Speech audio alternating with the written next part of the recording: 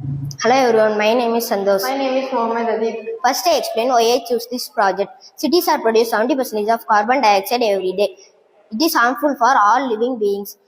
Global environment like forests clean the air pollution, but some of the air are not clean because of deforestation. So we definitely want to reduce the air pollution. So we can use the carbon purifier to purify the air in indoors to breathe healthy air for all living beings. Now I will show demo of the project. Now I on the electrolyze the carbon pieces will I be keeping the incense. When the smoke passes through the chimney with the help of incense, to passes through the purification unit. Here the two carbon pieces will attract the carbon material or dust particles from the polluted air, which is released from the purified air to the environment. Thank you.